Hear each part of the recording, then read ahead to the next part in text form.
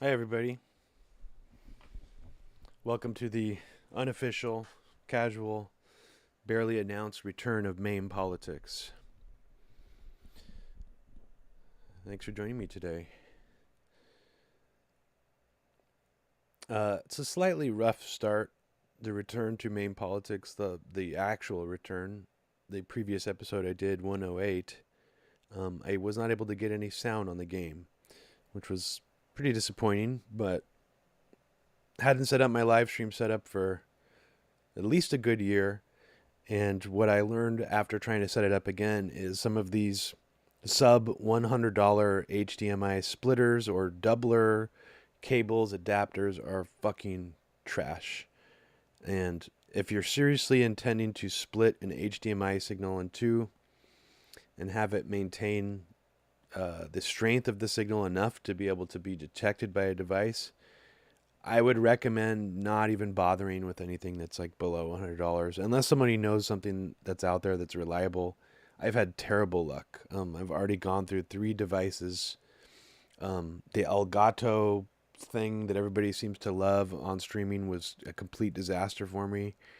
Maybe it's better on Windows. So I had to end up using basically an HD video mixer, one that I've been looking at for a while. So I kind of upgraded the setup a little bit. I actually have like a proper hardware HD video mixer now, so I can, get all the connections working properly. But for some reason, my old setup wasn't able to get sound, wasn't able to split the HDMI signal across 2 different screens. So, so we're back, baby. Um, thanks for joining me again and tolerating that very boring technical complaint intro. It's good to see you too, Catherine. I see some familiar faces in here. I'm happy to see some of the old crowd, um, familiar crowd. Let me just say hi to everybody. Hi, hell yeah. Hi, Furious Psyop. Furious Psyop is our trusty mod. MMM Grower, how's it going? Bird Worldist, nice to see you. Plane Crash Corner, don't think I've ever seen you before, but welcome. Welcome, Terry Cunningham. Brox, why are you laughing? 418, good to see you. Steven Stern, good to see you. Soul Man, good to see you. Truth Synapse. Rotten Calm, good to see you. And Arif Hassan, how's it going, everybody?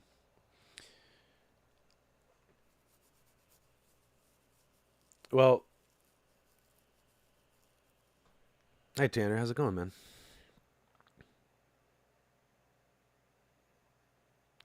Um, Part of the reason I wanted to do this today wasn't even really necessarily to play games for you guys, even though I will be doing that. Um, it's because I've been getting increasingly frustrated with the. I don't even know how to say it without just sounding completely conspiratorial. I'm getting increasingly frustrated with deep state intelligence agency asset Ron DeSantis. I've been getting increasingly frustrated by the lack of other people identifying him as a deep state asset, um, someone that is useful to the intelligence community, and is also what I would describe as a neocon errand boy or a neocon asset as well, who to me holds a very similar place as Tom Cotton or Marco Rubio. And so what I'm fascinated by is there's a few libertarian like content creators that I stay in touch with who are very smart guys who don't go along with the typical trends in libertarianism. And I think this all started with it wasn't even the I think the Trump I don't even know where they were honestly during the Trump era. But I think it was the anti-China stuff that started to bleed over from the populist right into libertarianism that got them to start to be concerned and reach out to me mostly privately just to keep me abreast of things happening in that world.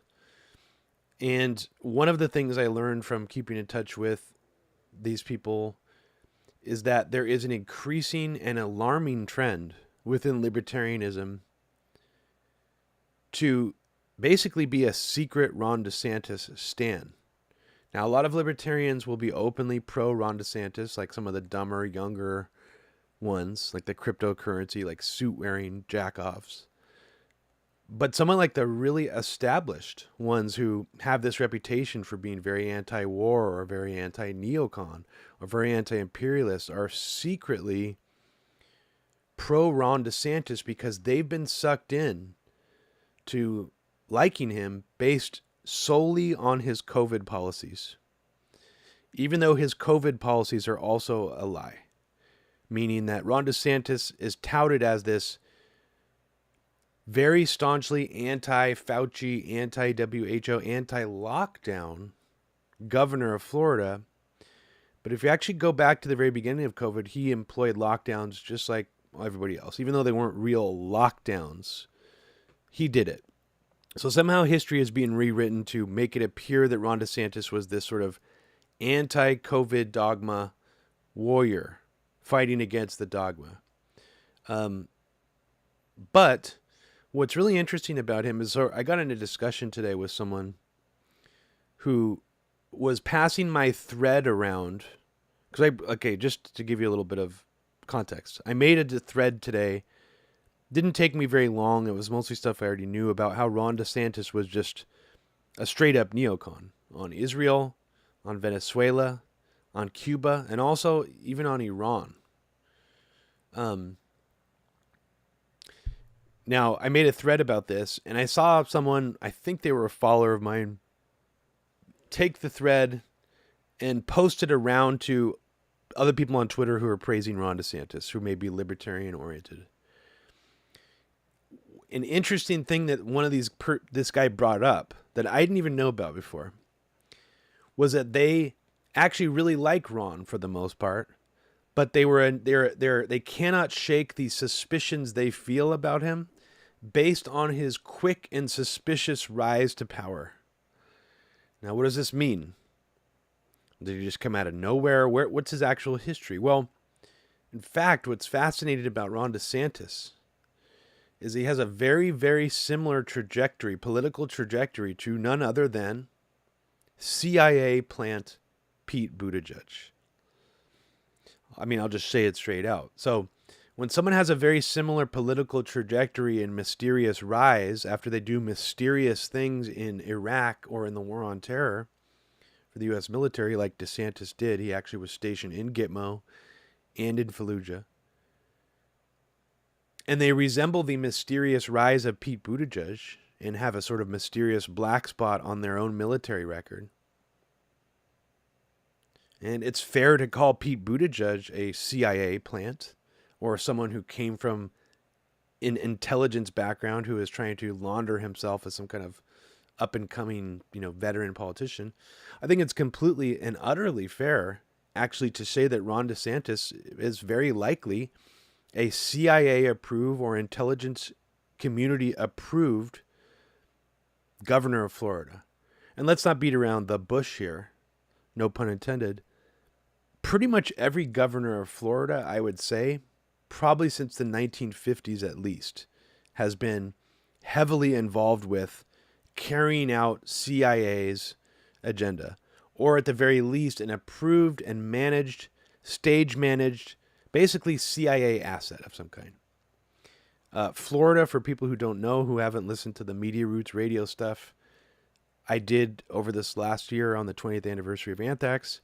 People who haven't read Daniel Hopsicker's work may not be familiar with the fact that Florida, in terms of states in the United States, besides Virginia and Washington, D.C., Florida is probably spook central USA. Very, very much an integral and pivotal state when it comes to CIA and deep state activity. And in terms of the actual activity and the black ops conducted domestically by our intelligence agencies, I would argue Florida probably has the most activity. Now, what does that mean? Well, it means that the governor of Florida is very likely someone who is in complete accordance with what the CIA wants to accomplish in that state. Now, you do have to wonder, why does it appear that Ron DeSantis, or why do his fans make it appear that Ron DeSantis is on the polar opposite side of the political spectrum from someone like Jeb Bush, who I would say most people would have no problem identifying as an intel asset? His father was CIA. He ran for the governor of Florida. He helped cover up not just 9/11, but also the anthrax attacks on record. He did several things to cover that up. So I guess the point I'm making is, what if Ron DeSantis is actually mostly just faking this sort of populist persona and is in actuality much more in line with someone like Jeb Bush? Because when you pile up pretty much all of his foreign policy positions, Ron DeSantis, what you'll find out is they're all very, very hardcore neoconservative. And so neoconservative that, in fact, it completely contradicts this so-called libertarianism, free speech, freedom persona that he projects.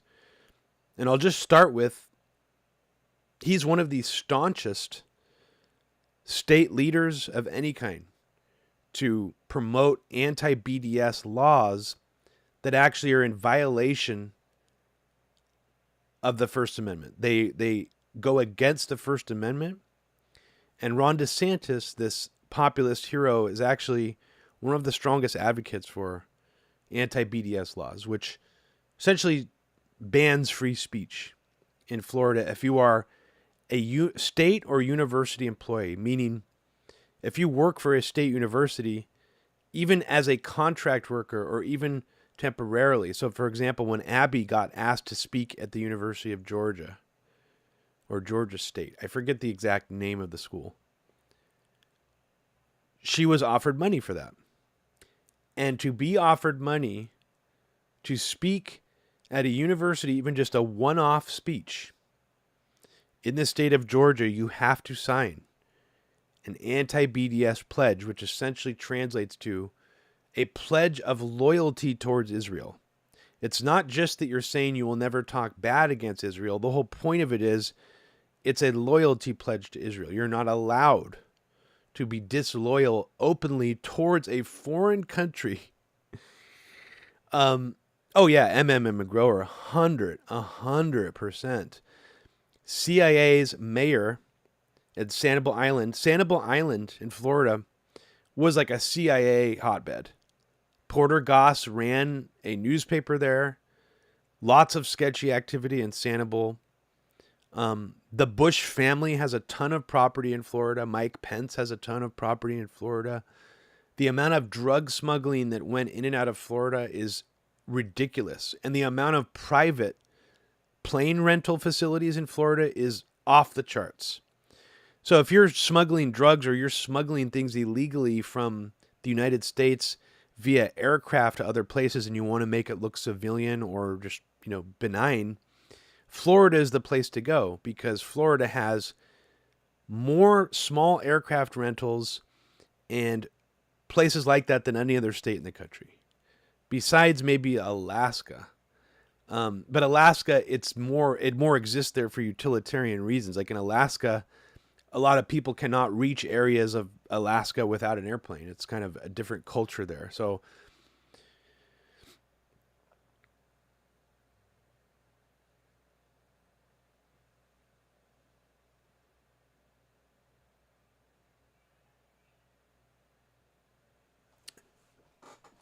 here, I'll just remind you of a strange thing that happened recently with Ron DeSantis, in case you forgot. So remember how, like, after 9/11, a lot of people who were like very strong debunkers of the controlled demolition theory would say, and I think rightfully say in some instances, how would they have wired up Building 7 so quickly? How would they have wired up Building 7 so quickly to be able to demolish it in the same day? Well, I guess the answer to that is most people would say no, they weren't able to wire it up that quickly. This must mean that it was already pre-wired for controlled demolition, which is also ridiculous because who would be inside of a building that was already wired up for controlled demolition and not be like afraid of that? The whole thing just raises a lot of bizarre questions that it's kind of hard to wrap your head around. But here's something really bizarre that happened in Florida. After that condo collapse happened in Miami, some of you may remember this, an entire condominium complex basically collapsed. I don't know, I guess it wasn't the whole complex because it's part of like a double tower.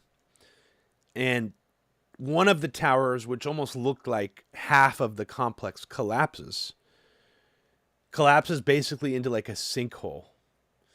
The sinkhole, or not like a literal sinkhole, but like the unstable, like slurry, sandy ground of the Miami coastline, and the lack of like regulations and repairs done by the owners, caused like basically like a terrible disaster of incompetence where this tower collapsed. I don't know how many people died. It was quite a few. There were some conspiracy theories about it, that it was blown up or what happened. I even remember someone sending me a video saying this video came out that looks like this building was blown up. And so I responded to them. I looked at the video. I looked at the timestamp. I looked at the dates. And I was like, well, actually, the video you're watching is a controlled demolition. But it's not of the original part of the Miami condo complex. It's actually the second part of the Miami condo, which was demolished via controlled demolition. Now, here's what's so bizarre about this. We've been told ever since 9/11 that the logistics of wiring up a building for controlled demolition takes weeks. With a team of people, takes weeks. A lot of manpower, and takes a long time. But what's very strange is that tower, the second part of that Miami condo collapse, was wired up for demolition and blown up within days of the rescue effort being finished. Within days. Now, who is responsible for this partial demolition and rescue effort? Well, the IDF was. Robbie, that sounds crazy. That sounds very conspiratorial. What do you mean the IDF was responsible for a controlled demolition of a Miami condo complex? That sounds nuts. Well, I want you, if you don't believe me or if you've never heard this before, do a Google search for IDF Miami condo collapse Ron DeSantis. And what you'll find is there was a very strange outreach campaign made by neocon Ron DeSantis to basically lobby the Israeli government, reached out to Netanyahu, reached out to the IDF that he already had a relationship with. In fact, he's bragged regularly saying that he wants to be the most pro-Israel governor in history. And he really has been and was so pro-Israel that he actually asked the IDF to come help with the rescue effort in IDF uniform. No joke. And the IDF additionally helped blow up the rest of the building that was there. Now, I just got to say it was very weird timing because this is also around the same time or within a 2-month window of Israel, the IDF forces in Gaza, figuring out that one of their favorite things to do was to shoot missiles at buildings that they claimed were Hamas, like at their foundations, to collapse them. For some reason, Israel thought it was a really great visual for them to start demolishing buildings with basically missile-aided controlled demolition, missile strikes. Around the same time, and I just think it's pretty weird that Israel's like, yeah, let's just blow up a bunch of buildings because we're fucking nuts. I mean, so I don't know. I'm not saying that. I'm not trying to directly connect Israel or the IDF or any of those things with 9/11 directly. But there's a lot of people online who have long thought that the Mossad or Israel had some kind of role in 9/11, and I don't know. It's just weird. It makes me wonder if if somebody there like wants to troll people, where they're like, let's just rub it in people's faces so the crazy people think we did 9/11. Let's just blow up a bunch of buildings in Gaza, and like one missile hit, and then just like blow up a fucking condo in Miami and be like, check it out, dude. Pick up the gun. Like, kind of like Jack Palance style intimidation. I don't know, man. It's pretty weird shit. Another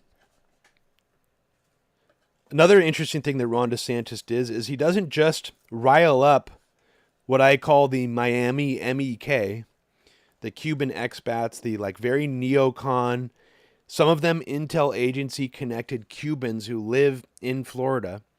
He doesn't merely just rile those people up against the current operating government in Cuba and advocate for regime change there regularly. And he joins Rubio with that all the time. He doesn't just do that. Ron DeSantis also has a particular fixation with praising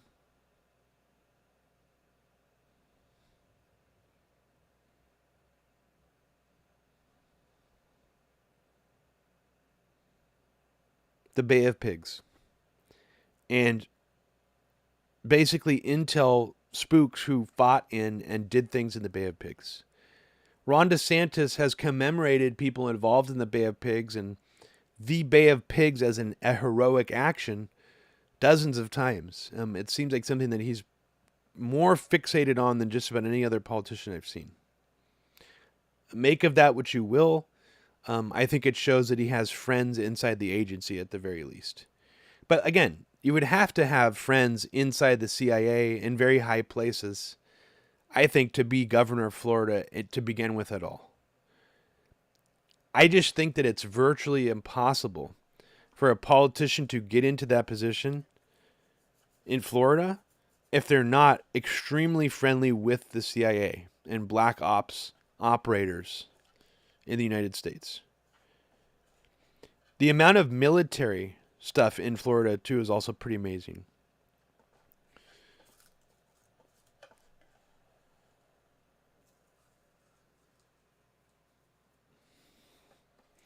So I don't know. What do you guys know about Ron DeSantis in terms of where did you first hear of him? Like, what did you first know about him?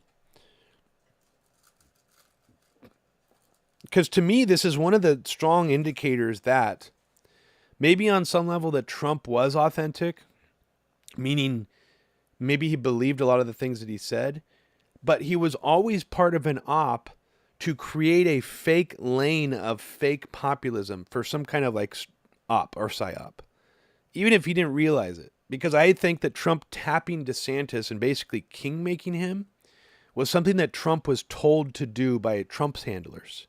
I don't think Trump on his own king-made any fucking single person at all. At all. Maybe by accident.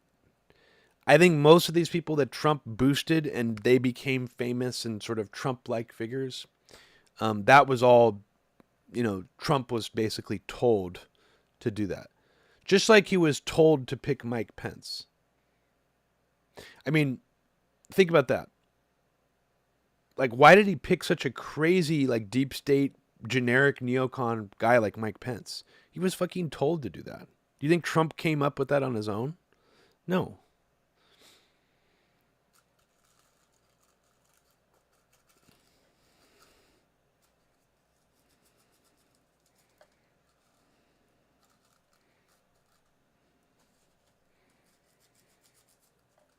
Noble Truther, yeah. I first heard of him, like, in terms of getting, like, populist cred. Because just being, like, plucked by Trump and lifted by Trump is not enough to generate, in my opinion, genuine populist cred. It was his COVID policies that seemed to actually catapult him in that direction. And Noble Truther says, I first heard about him being the anti-COVID hero. Similar to me. Not heard of him, but like heard of him, being a populist or like a real populist.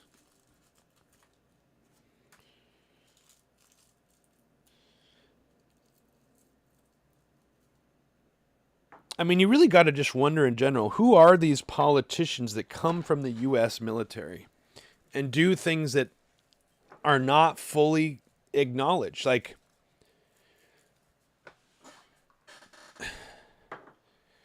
I mean,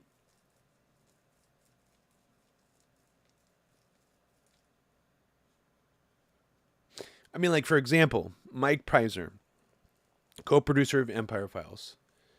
He actually did military intelligence work when he was young as fuck in Iraq. A lot of military people his age were tasked to do intelligence stuff. Now, that's all out there. That's all findable. The whole timeline of what he did is very easy to find. There's really no gaps in that timeline that are mysterious.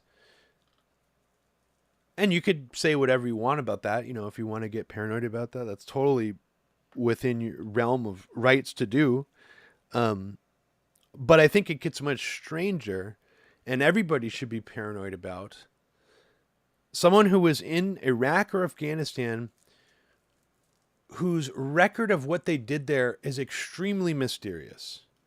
And there's huge gaps in the timeline to the point where until Ron DeSantis ran for governor, no one really knew what he did there. And so what they had to do was they actually just got like sycophantic, praise from people, his commanding officers and people he served with in Iraq to like fill in that story really quickly after he ran for governor. But I think Furious PSYOP, I mean, even you're just remarking visually that those photos reminded you of Tom Cotton and Buttigieg that I posted of Ron DeSantis in Iraq. Yeah, visually they remind me of that too, but I think there's a recurring theme here, and it's these black spots on the timeline. What was he doing in Iraq and at Gitmo? Most people say, well, he was a lawyer there trying to make sure that interrogations were done within the realm of the Geneva Conventions. Does that sound likely to you that someone like Ron DeSantis was like actually trying to protect prisoners of war from being tortured? It doesn't sound like him to me. So this a version of his image is the only one that you can really find, and it seems like complete BS. The details are skint on what he did in Iraq and at Gitmo. And I think it's pretty fascinating that, I don't know, a lot of the people with his kind of background, I personally would just assume they got into like deeper intelligence work than simply just doing military intelligence.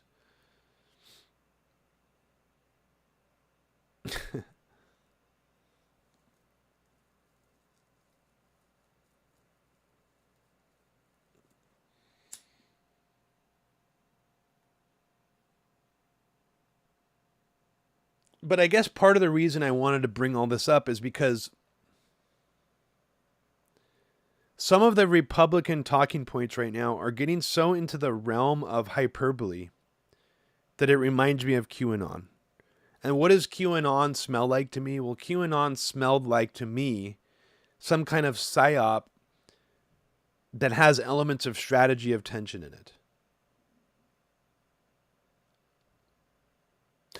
And it's interesting now when I see a knee-jerk reaction from some right-wingers, including Don Jr. himself, saying, well, duh, what did Democrats and liberals think would happen for calling us Nazis for the last 4 years?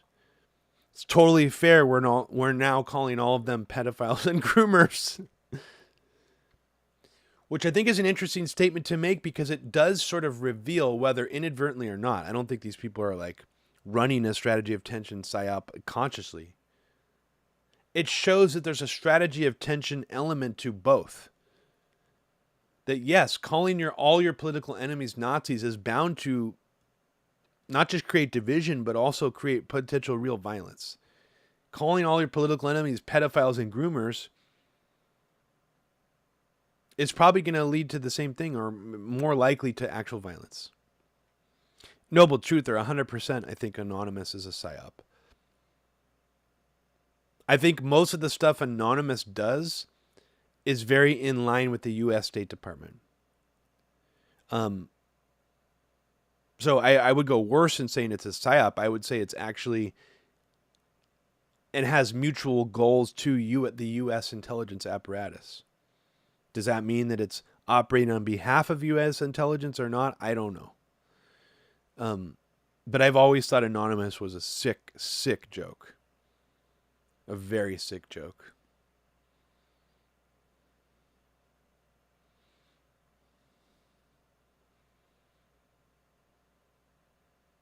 But I mean, part of the reason I'm even starting it this way or talking about this is because the new popular accusations that are being thrown around, not just social media, but by actual big figures. Even Tulsi Gabbard got involved in this sort of campaign that the Don't Say Gay bill passed in Florida is somehow designed to protect children from grooming or pedophilia. And the reason or the logic behind this rhetoric is that discussing with any child anything about sexual orientation, well, specifically gay sexual orientation, is trying to talk to kids about sex, therefore it's grooming. This is the rhetoric that we're actually seeing right now come out of the right. And, you know, if you're already familiar with QAnon, you're like, oh, that's just an extension of QAnon, not surprised. Well, QAnon is gone. This is not some weird, vague internet 8kun, 8chan campaign. This is actually seemingly coming from neocon think tanks co-founded by the CIA director during Reagan, the Manhattan Institute. So when you get into a territory where it seems like QAnon-style strategy of tension style rhetoric veers from 8kun, 8chan, the fringe MAGA movement, into the CIA-adjacent neocon think tank world, you get, the vibes are incredible. Incredible meaning, wow, is this not just feeling like a strategy of tension situation, but maybe it actually is a strategy of tension psyop that is literally being sponsored by some of these classic forces in this country that would have done this shit all, for decades and decades. So I want you to look into Christopher H. Rufo or Christopher F. Rufo. I can't remember if it's Rufo, not Rufio from Hook, but Christopher either H. Rufo or F. Rufo. Seems like a normal dude who's just, really gunning for certain types of LGBT groups, right? Hey, Mr. A, that's great. I'm glad you like that track.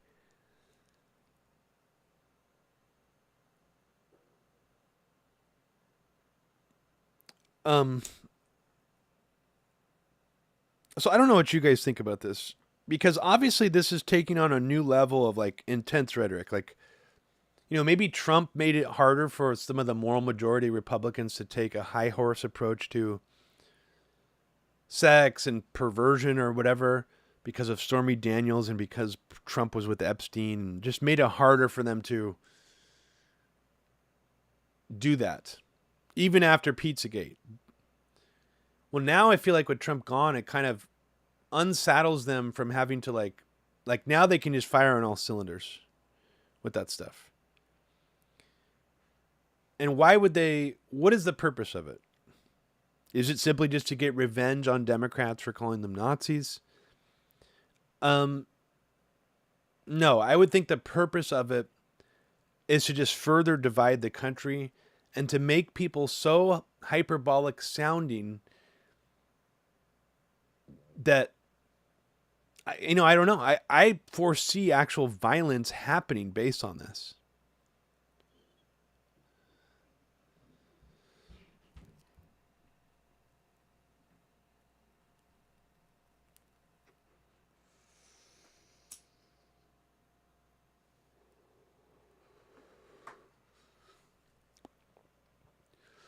So now we have all these conservatives, including Don Jr., Candace Owens, really big figures, these aren't like totally fringe figures, saying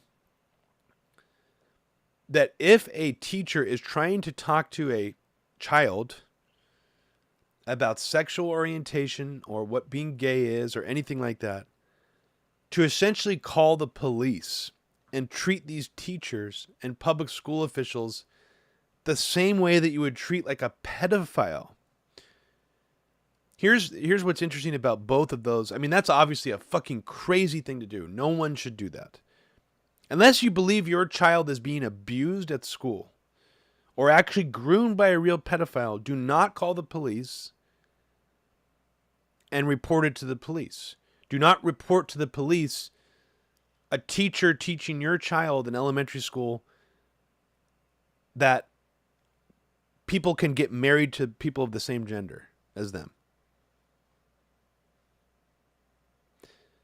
Because, I mean, just obviously on a basic level, you're going to be filing false police reports or lowering the threshold of what pedophilia and grooming is to the point where you actually might be preventing real reports of grooming and pedophilia to get noticed.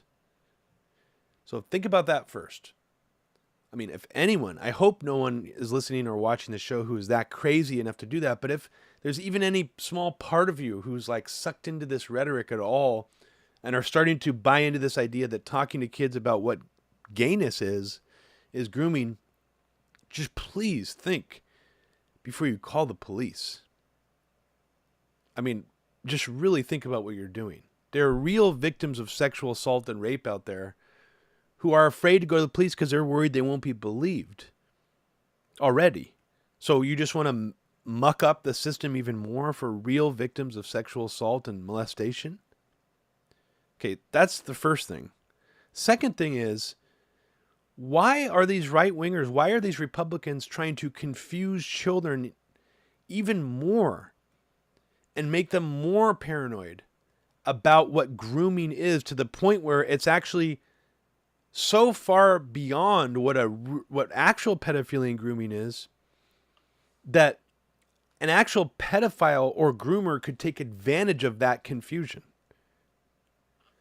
So the point I'm making is that by lowering the threshold of what grooming means to such a, basically just talking to kids about how the gay people exist, and additionally calling the police on teachers or school officials who tell kids that gay people exist, I mean, both of those things are extremely fucking crazy. So part of me is almost thinking that Candace Owens and some of these right-wing figures cannot possibly be serious about this, and that it's just weaponized rhetoric. Okay, well, if that's the case, their audience is going to take it seriously. Not all of their audience is going to do like a wink and a nod, okay sign thing, saying like a troll, where it's like, well, you called us Nazis, so now it's okay for us to call you groomers. Like, deal with it. Maybe some of their audience members look at it that way, but I would say the majority of their audience members actually take this rhetoric seriously.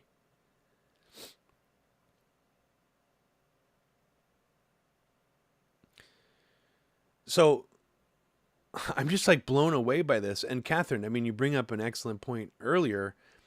Yeah, I mean, I would say that it's, I mean, for me, the thing that always bothered me about QAnon is it's not that there's like a higher percentage of pedophilia among the elites. I mean, maybe there are some people that genuinely think there's evidence to prove this. I would say there's pedophilia in a lot of aspects of society. And most commonly, statistically, pedophilia takes place and grooming takes place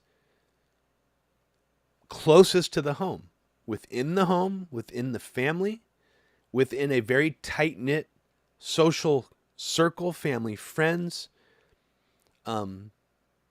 people not in your immediate family, like uncles, aunts, sometimes grandparents, cousins.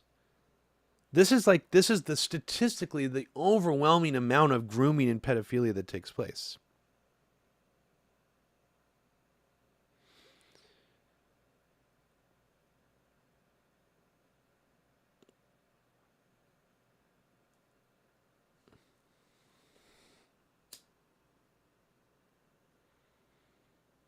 Well, Terry Cunningham, I mean, you bring up a really good point, and I think it's much worse than that, actually. I mean, I think you talk to a lot of these like Trump era content creators, and they will admit in private that it's all like an info war for them. Like people like Jack Posobiec will probably admit in private that it's like a total info war. Is all about winning, getting the talking point out there, because that's what it is, right? It's an info war. Alex Jones was right. Well, so I think that at this point it's scorched earth. I do think there's other people also not just justifying it because it's an information war, but there's also people justifying it in the sense that, well, the whole information landscape is so filled with disinformation and so ruined and so scorched earth that who gives a fuck anymore? It's not even that we're in an info war, it's that the info war has already destroyed the landscape. Nothing's true anymore. So who gives a shit? I think that's how some of these people are able to remove any sort of moral obligation they have to being honest or the truth.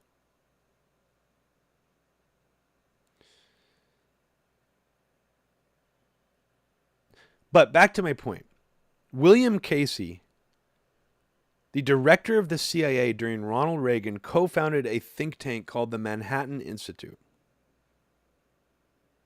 The Manhattan Institute has been involved in a lot of different typical neoconservative foreign policy goals, the war on terror, Iraq, things like that, going against the Soviet Union. They were around in the I want to say the 1970s. So they've sort of been on board with all that stuff.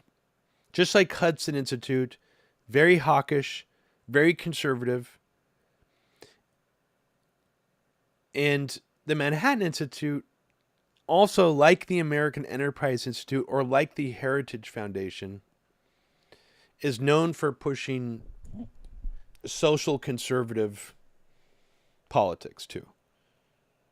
Stuff about gay rights, stuff about AIDS, stuff about feminism, stuff about the African American struggle, but, criticizing it as a woke agenda. Think tanks like the Manhattan Institute were all over this a long time ago. And I think this is something that people have forgotten, is they've, in their mind at least, separated completely neoconservative foreign policy from like social conservative ops. Like trying to create, reactionary beliefs based on creating like a wedge about the drug war or about gay rights or about AIDS.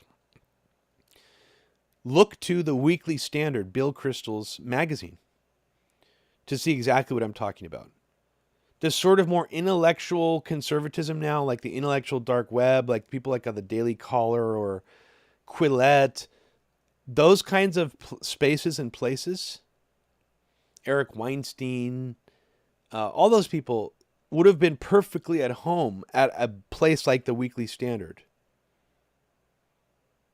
So to see them as separate now, I think, is almost a kind of a new thing. That's why it's so shocking to me to see people like Zaid Jilani and what's the other guy's name? Li Fang, who used to actually go after neocons, sort of shift into this new persona where it's like, well, you guys are acting exactly like these mugged by reality conservatives who were basically the early neocons. You just don't realize it because you didn't know or didn't research it enough to know that like social conservatism in this very similar form was inextricably linked with the neoconservative movement.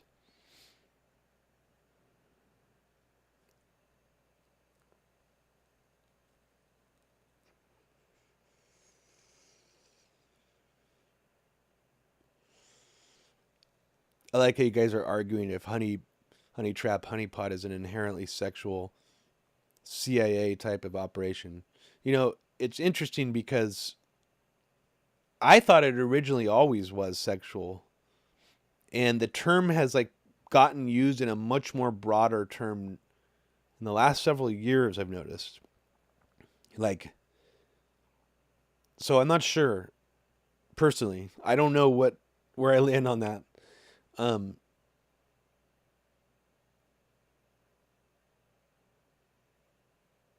But I'm surprised more people do not talk about strategy of tension ops, which is something that like classically has been done by like Adolf Hitler, other, totalitarian, you look at like any, because, I'm not saying Hitler wasn't totalitarian.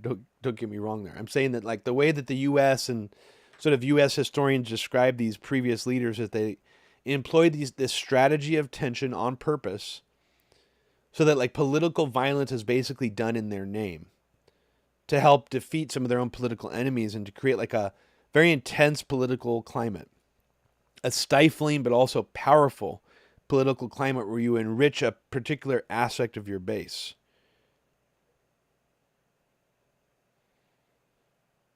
The strategy of tension evolved into what people say Night of the Long Knives, where Hitler got rid of his what are they fucking called? I can't even remember, the brown shirts, or not got rid of the brown. Did he get rid of the brown shirts? See, I'm fucking up here, guys. Sorry, help me out here. Help me out, chat.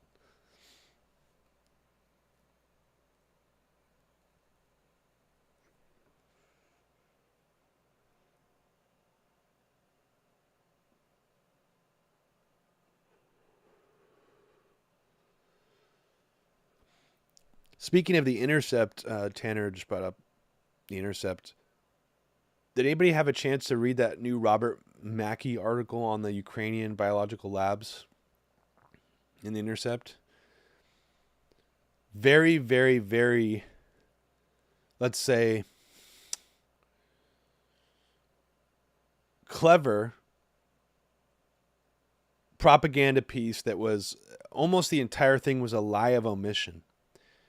A lot of words. It seems very in-depth when you like start scrolling through the article. You're like, damn, this guy, took 10 pages to try to debunk these talking points, these Russian claims. But what you realize, after talking to Gumby, who's an incredibly good researcher on this topic of biodefense and potentially secret biological weapons program by the United States,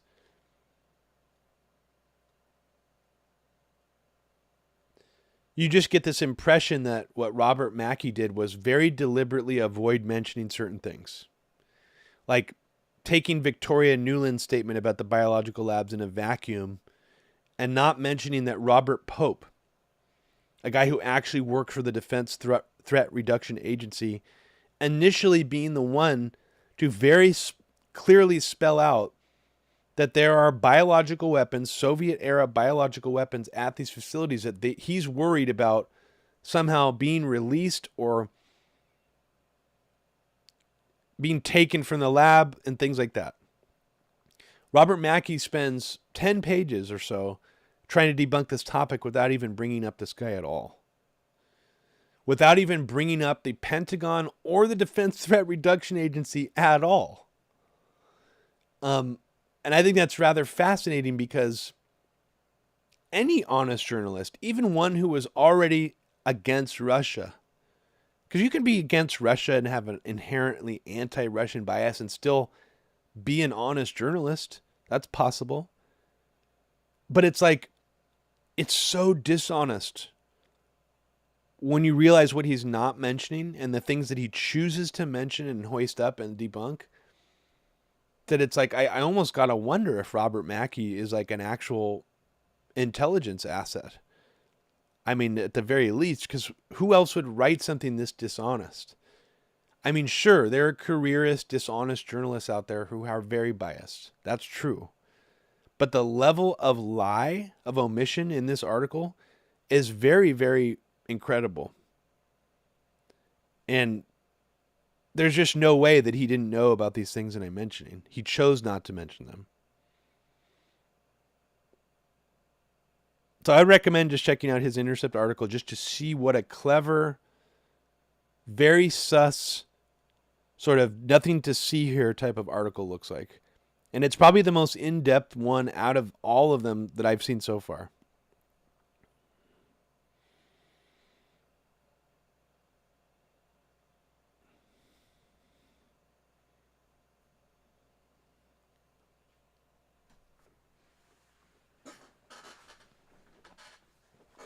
So I am gonna play some games.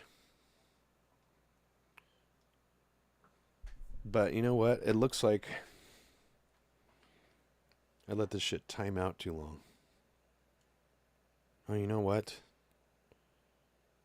Wait a second.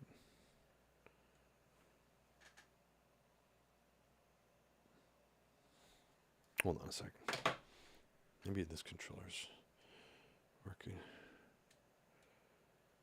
Nope. Oh, Jesus. Jesus Christ.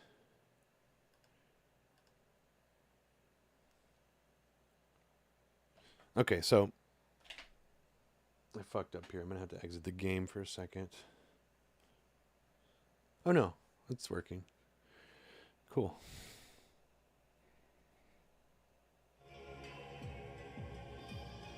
Tell me this is too loud, okay? The sound is a little bit set up a little bit different here.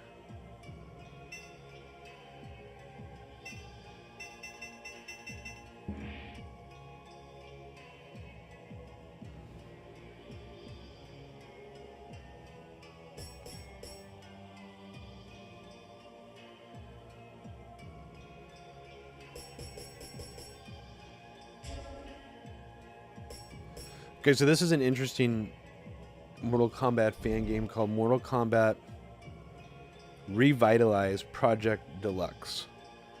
I already played Mortal Kombat Project and Mortal Kombat Chaotix. There's also Mortal Kombat Defenders of the Realm, I think, that doesn't use Mugen, it uses another fighting game engine, like make your own fighting game engine. And it's a nicer visual presentation in this game, but it doesn't have like the Mortal Kombat aesthetics that I love sort of in it. I'll show you what I mean, why I think this game is actually one of the better Mortal Kombat fan games. And like most of these Mortal Kombat fan games, they tend to actually, they're just basically in the style of Ultimate Mortal Kombat 3. And I thought that the game had a particularly nice sprite design. I don't know where they got this one from, who made this, but you know the guys in the background of the Deadpool in Mortal Kombat 2? Well, you can play as that character in here. And it's pretty awesome.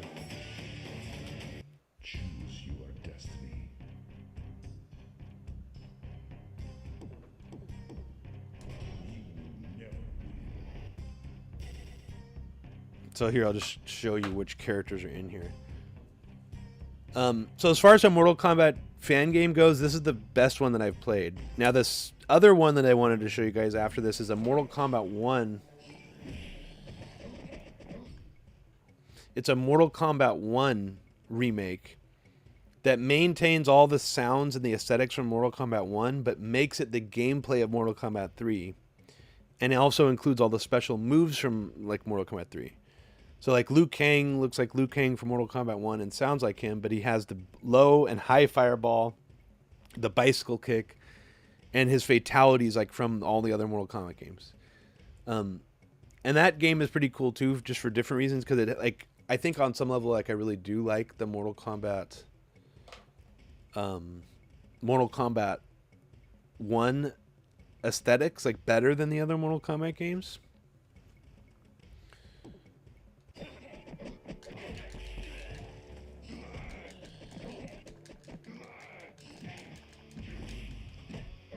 Oh, I gotta see the move list.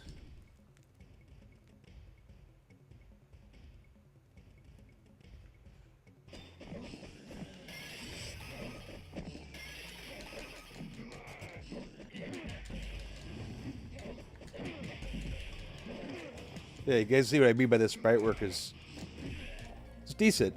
And what's cool is they add some effects. They add some effects to it that make it kind of have these more dramatic moments. Like they have a Street Fighter 2 style like final hit to the match where it slows it down for a second. There's a couple little like aesthetic tweaks in the game which I think are really nice.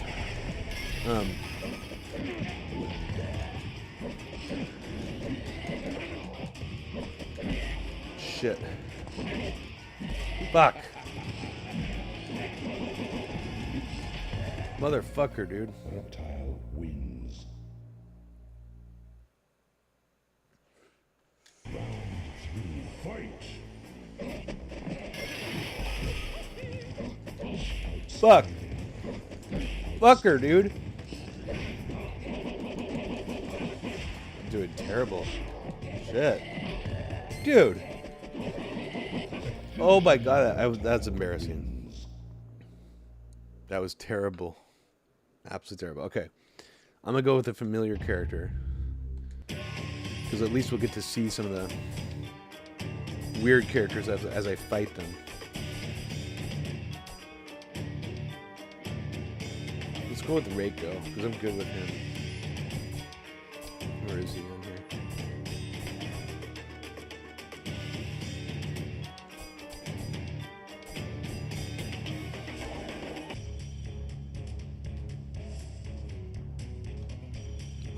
Out of the way for you guys. Choose your destiny.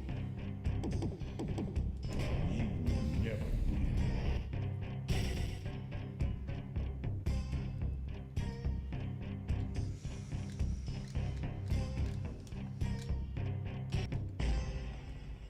Round 1, fight.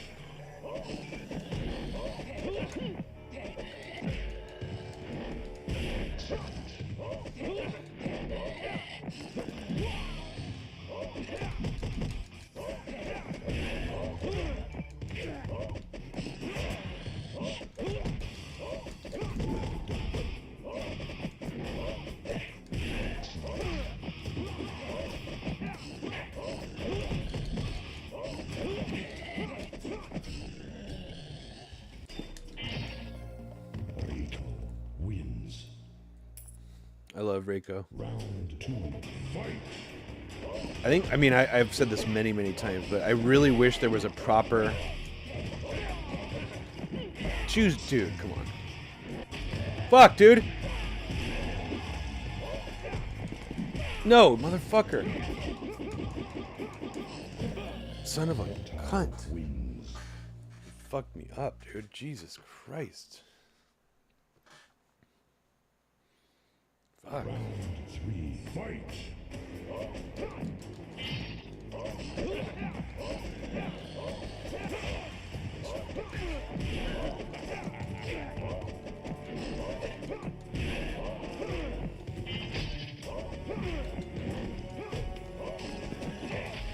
Son of a bitch, dude. Suck! Wins.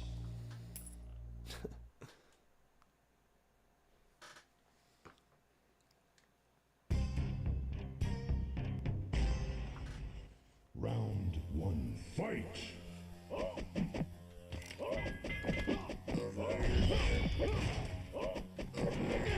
This guy could be all the different cyborg characters.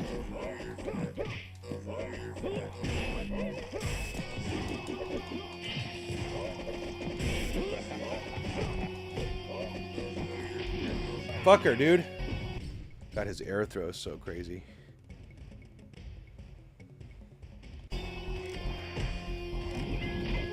Oh, shit. Wins. Hey, Carl, how's it going? Yeah, I think Catherine, that's a holdover actually from I think the more aggressive you are, you get rewarded by basically going into aggressor mode, which is pretty much like you do more damage. And I think that's like a carryover from Mortal Kombat Trilogy. The home release that tries to make all the games sort of combine into one, which I would say most of these fan games are sort of this jumping off point, kind of inspired by Mortal Kombat Trilogy.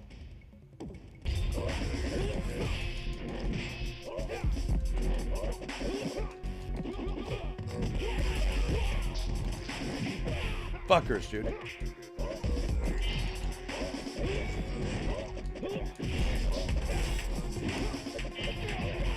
Son of a bitch. Oh, fuck, dude. No! Wins. I'm rusty, guys.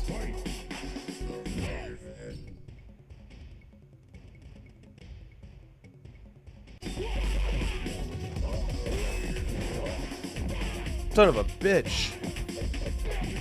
Fuck, dude. He's got me. Fuck. Fuck, man.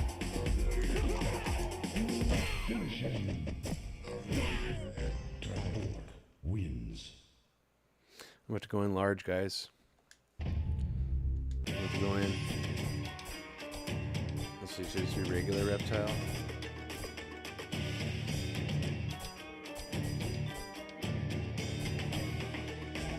I guess I will. Good old Reppy. Round one. Fight. Oh, fuck, dude.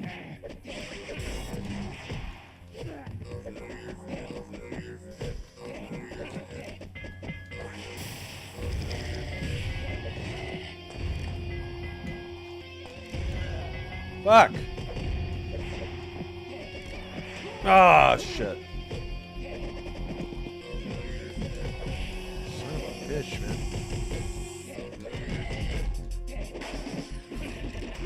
Fucker. This music's kind of unusual. I don't think this is from Mortal Kombat. I don't recognize it.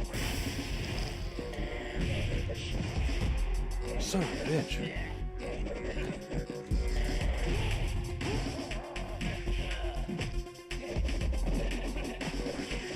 Suck. Wins. Round two. Fight.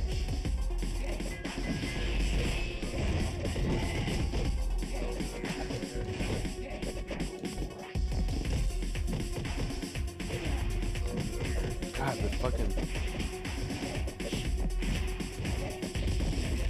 son of a bitch. Fuck.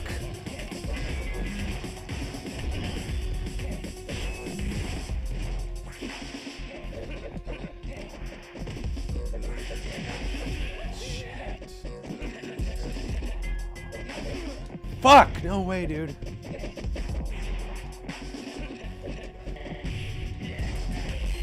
Son of a bitch. Wins. I'll give one more. I'm gonna do one more try of this game, and then I'm gonna show you the other one. Yeah, fuck it. Round one. Fight.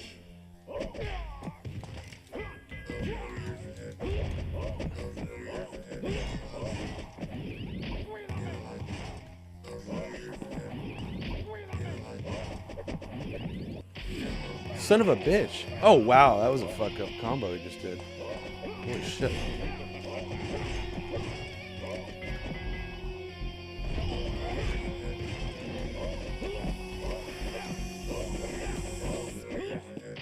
Son of a bitch, dude. Wins. Round two. Fight.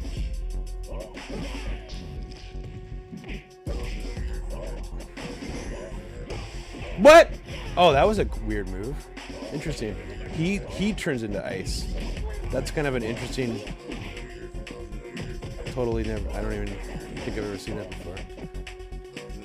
It's like not an ice clone. It's like he actually turns into ice himself. Interesting. Oh, fucker, dude. This fucking guy. This motherfucking dude. Suck. Wins. Wow.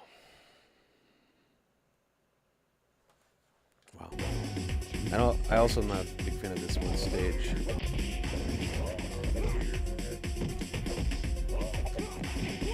Son of a bitch.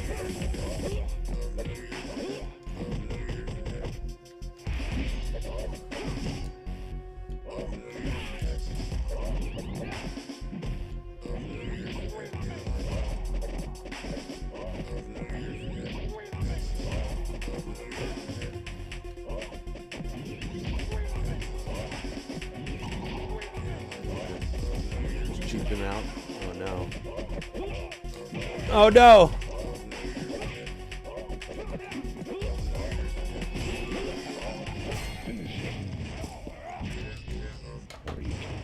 Okay.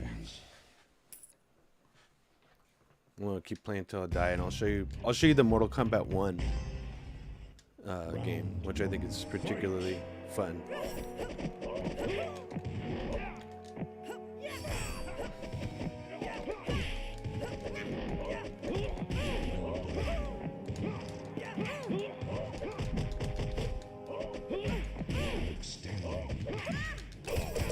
Oh, son of a bitch!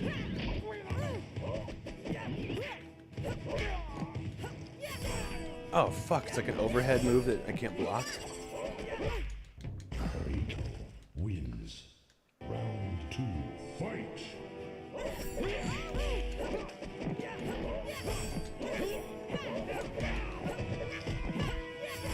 Fuck, dude. Oh fuck, I keep getting fooled by that shit.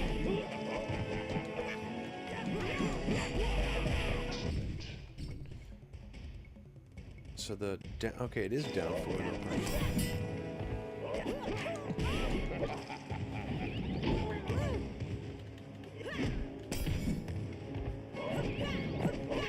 Son of a fucker.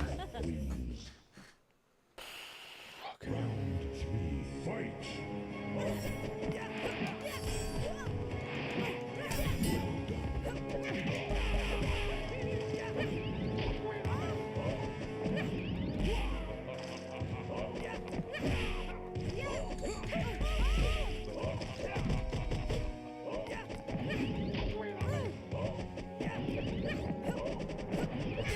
Son of a fucker, dude.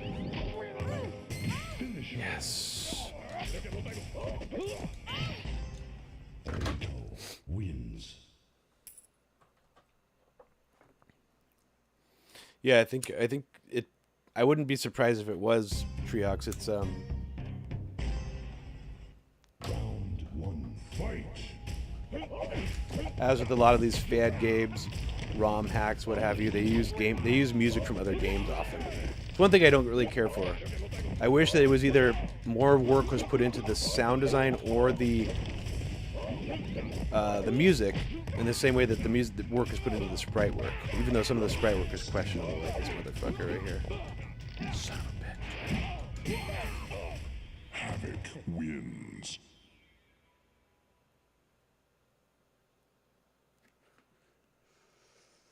Round 2, fight!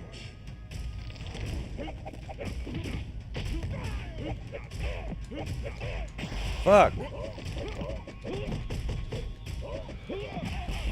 He's gonna sound like a real cop-out, but sometimes these controllers feel like they're not the most responsive when you're hitting like 4 buttons at the same time, compared to like an actual console game.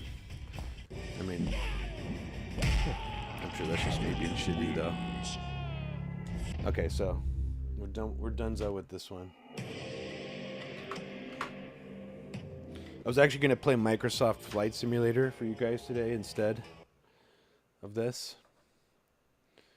And the reason I didn't is simply because the fucking like login process, and if like I had some weird error happen when I tried to open it up today, where first I lost my Steam account information, then I lost.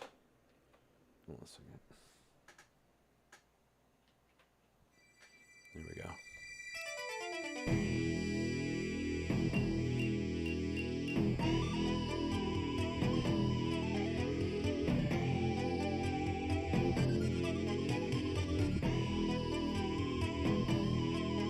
So here's what's cool about this game is that I'm gonna put the difficulty a little lower so I can. Yeah, okay, it's low enough. It's on the very lowest setting.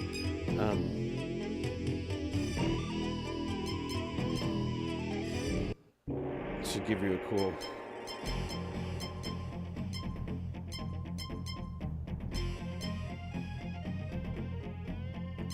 So yeah, check this shit out.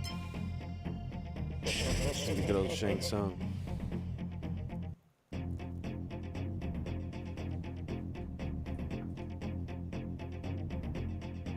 Baby doll, what you doing down here, babe?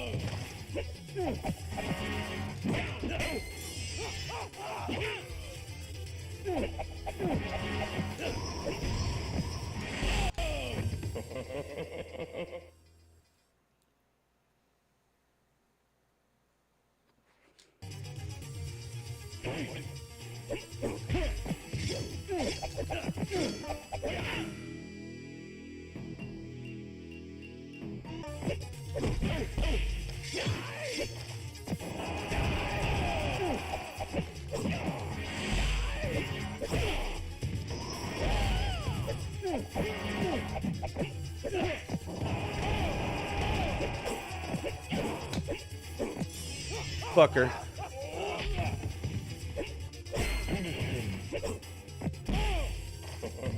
Oh, how do you do the pit fatality?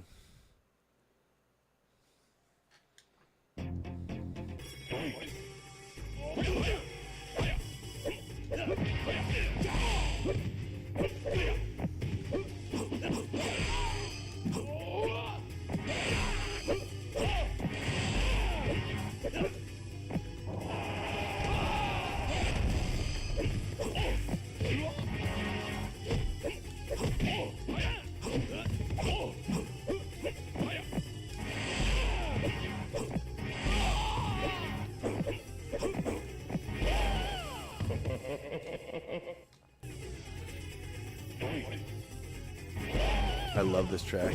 Mortal Kombat 1 has the best music. Let's not fuck that.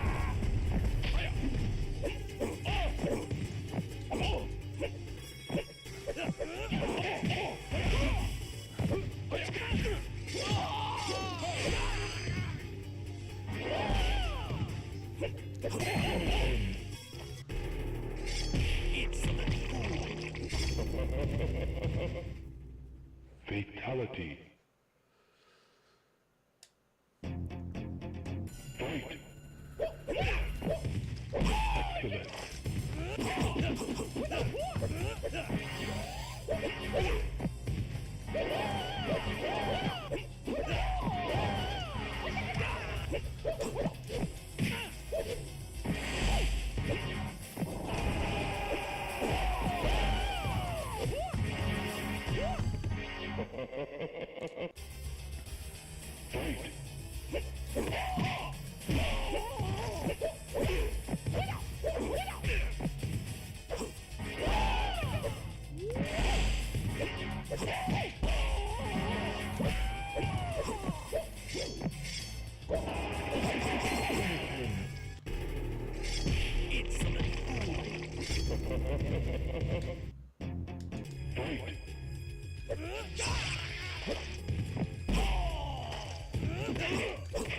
I want to be a different character.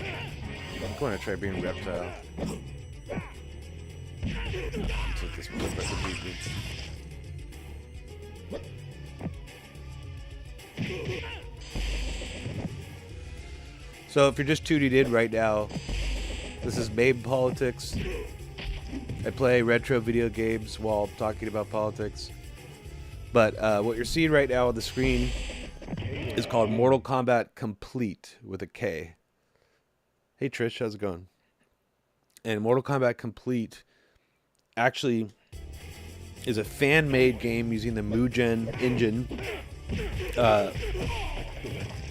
where they've basically redone versions of Mortal Kombat 1 through 3, arcade and console versions, but added a bunch of stuff to them. So I believe it's all the same person who's done all. I think there's 6 of them because there's a Mega Drive. Well, actually, no, it seems like there's a Super Nintendo version of some of these too. I haven't played all of them yet, but this one's my favorite because it's in the style of Mortal Kombat 1.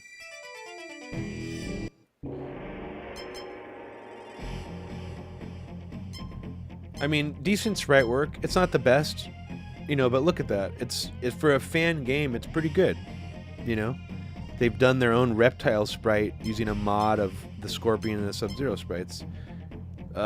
Credit to them for doing that. You know, for doing a customized mod on a digitized sprite and to make it look that decent, pretty impressive in my opinion. You know, for a fan game that hardly anyone's ever played.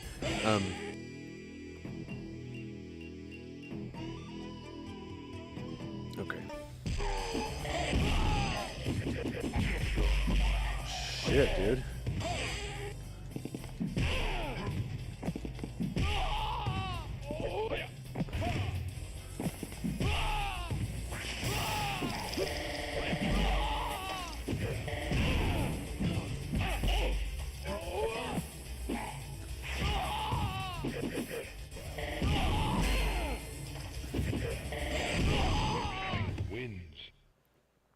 The announcer voice in Mortal Kombat 1 is also, I think, hands down the best one. I mean, it sounds like an actual martial arts movie. Like an old 70s martial arts movie. Instead of like a weird pitch down, like almost like wrestler kind of cadence to it. What's the fucking fatality for this motherfucker?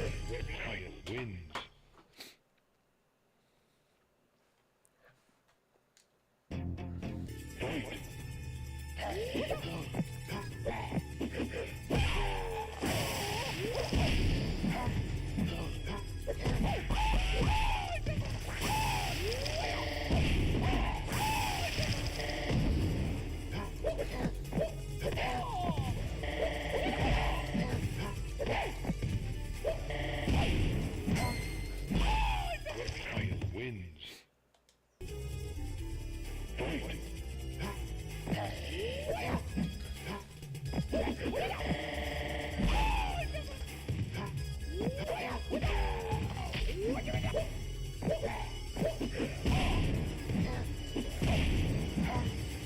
That fucking timing of the uppercut.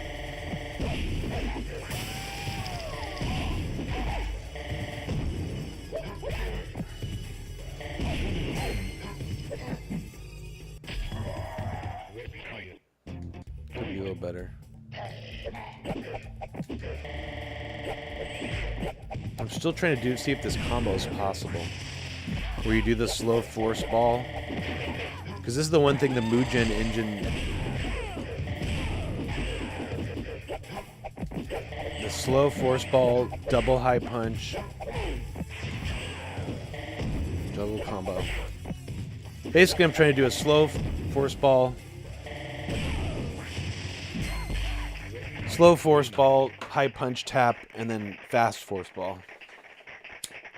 Blaster Master, don't spoil it for me. I'm seeing it in like half an hour. Actually, I already got tickets. Or I should say Lori got tickets. This is her idea.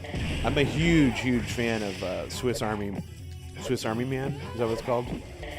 So, very excited for this movie. I don't want to know anything about it.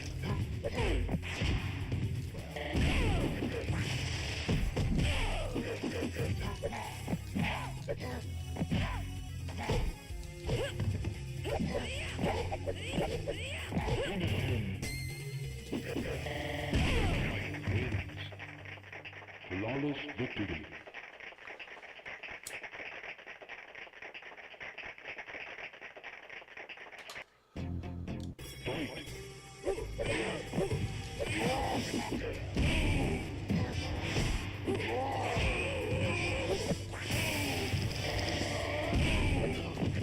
I kind of want to try being Goro just to see what special moves or if he plays like the other characters.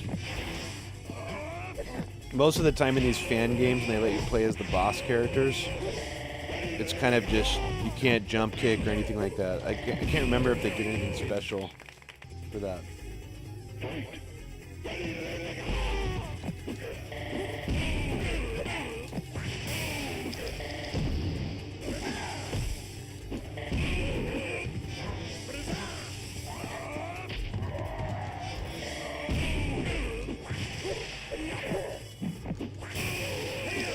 really hard to do the slow and then fast force ball combo. Shit. Huh, almost did it there. Closest I've gotten so far.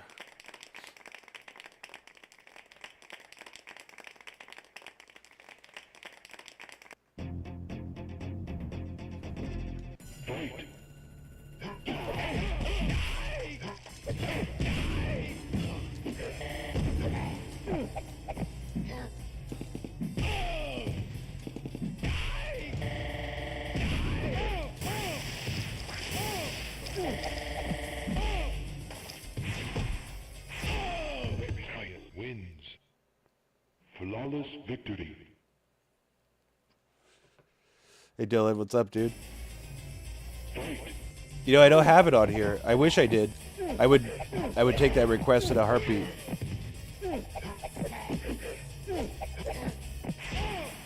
I used to have, I think, isn't that the one that also lets you play as Razor Ramon? Dylan Avery just said, now do Mortal Kombat New Era and play it as Homer Simpson. Yeah, there's a couple different Mortal Kombat fan games that have a whole shitload of like ridiculous, they just have all these different like 2D cartoon character sprites and stuff in it. And I don't know how to do the fatalities in this game.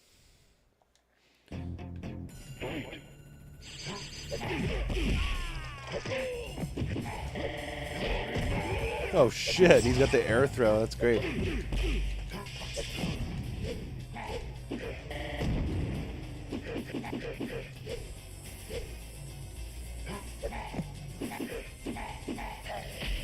Shit.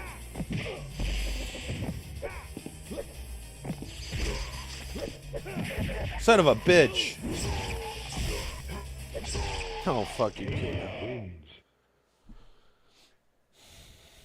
Yeah, I can. No guarantees. Absolutely. Absolutely can play that game. And even though it's terrible from what I remember. All the Simpson games except for this, like the driving one for the PlayStation and the arcade beat 'em up by Konami are terrible. 2 good Simpson games out of like 20 that exist. And the other 18 are like really, really bad. I mean, like unplayably bad. I just remember them being like as bad as the Beavis and Butthead games. And when I say that, I mean virtually unplayable.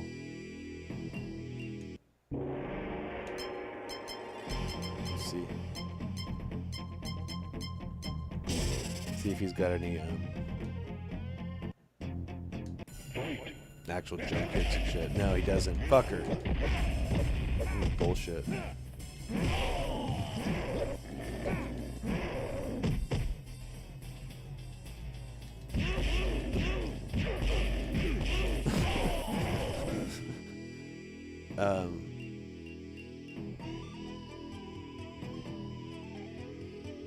Where's his fucking... Oh, I guess it's that.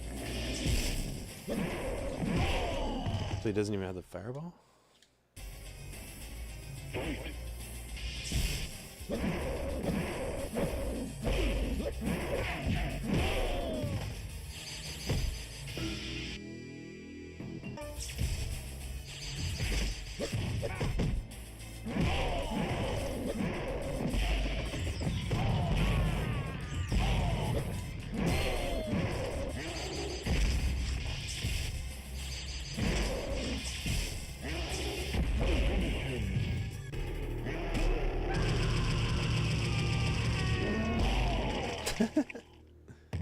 That's not bad for a fan-made fatality.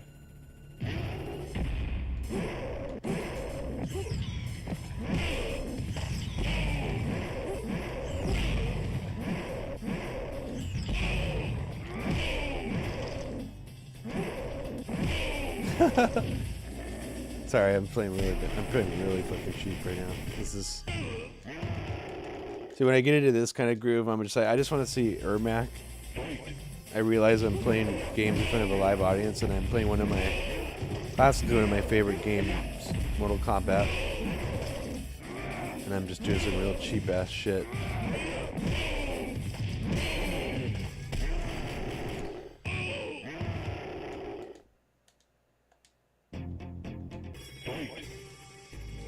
Oh, the game was called Simpsons Road Rage. Yeah, no, that game was great.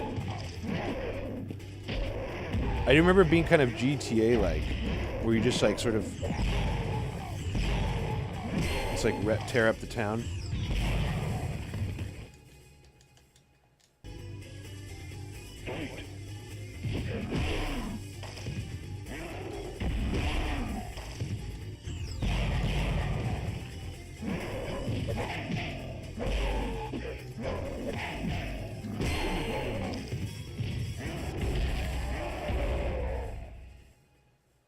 Okay, here's Ermac, called Error Marco. Let's see what he does. Oh, cool. He's got the same. What does he have? The levitation move? Maybe he can't do it on Goro. Oh no, he does. There he goes. Do it, motherfucker! I want to see. I want to see you in action.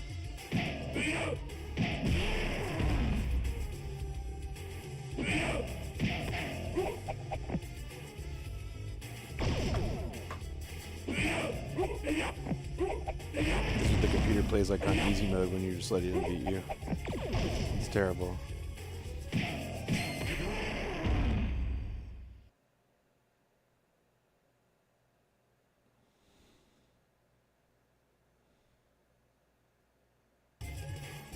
Okay.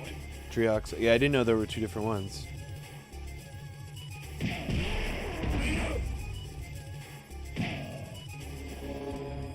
Do you guys remember that Simpsons album that came out? Like, I think it was maybe into their second or third season of being on TV.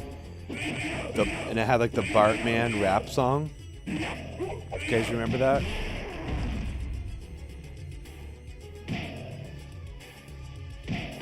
I remember the shit out of that. Yeah, Adam, I think it is. But I don't think it's not directly taken from Star Wars, because that would be copyright infringement. Because that's the same sound I think they actually used in the Mortal Kombat 3 Ultimate when you play as Ermac. So I think it's actually from like a sample library that's been around for a long time. That sounds like some of the Star Wars sounds are originally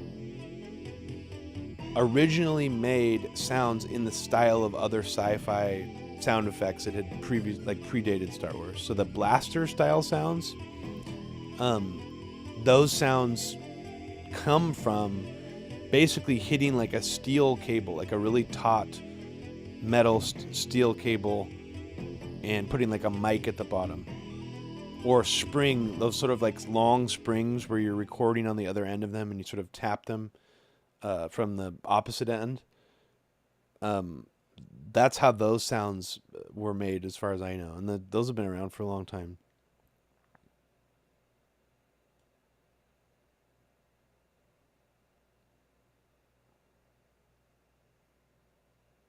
I mean, the sounds in Star Wars though are very well done. Like, I'm not trying to hate on it.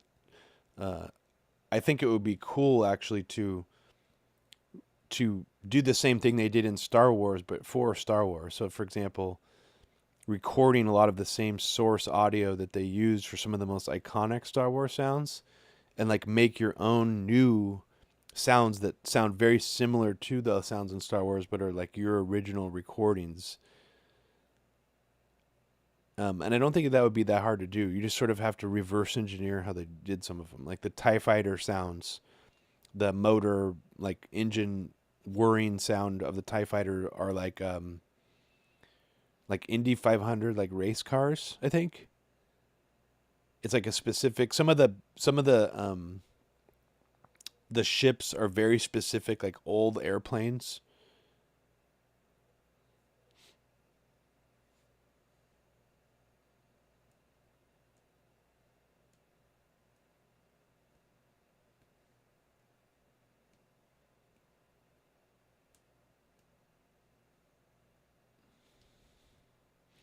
Simpsons Sing the Blues. I wonder if is that the same CD I'm thinking that Bartman was on? It's the fucking rap song. Well, I think I'm actually going to wrap very soon here. How long have I been going?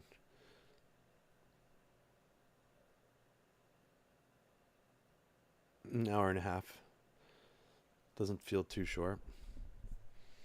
But thanks again, everybody, for tuning in to MAME Politics, the return of MAME Politics, of the MAME Politics. I don't know if this is going to be like an everyday or every other day thing. For now, I'm just sort of trying to get back into it, see how much energy I have to do it. But at least I figured out the sound situation for now, and I have an actual HDMI video mixer, so things are feeling a little bit more solid, not as temperamental. It doesn't take me like 30 minutes to troubleshoot every time I record one of these, which I think was kind of bringing me down and just making it feel like much more of like an arduous task than it needed to be. I actually had to do like troubleshooting almost every time I would set up the live stream setup. So now it feels pretty dialed in. And yeah, any games you guys have any suggestions for, let me know. And for people who are new here, or for people who don't have the Discord chat link or invite, let me post that in the chat right now, so you have a chance to contribute to the MAME Politics community.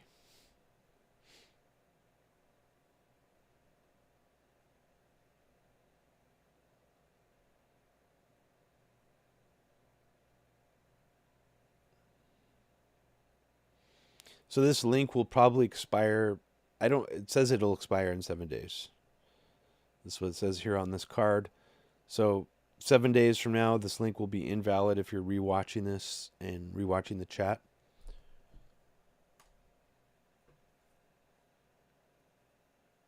That's me in the chat. I'm a Very Heavy Agenda, which is the name of this YouTube channel you're watching.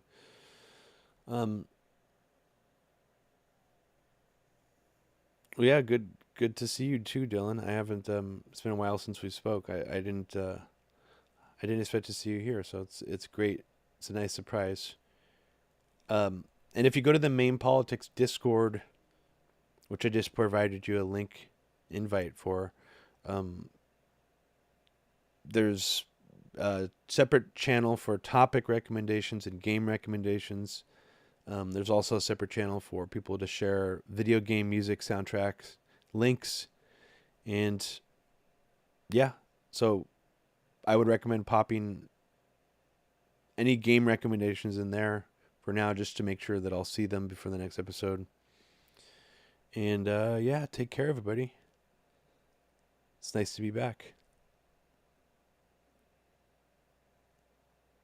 And for those who are on Pacific Standard Time, like I am, it's not quite the evening yet. Well, it's almost getting there. So there's some time left on your Saturday. So enjoy the rest of your Saturday, and enjoy the rest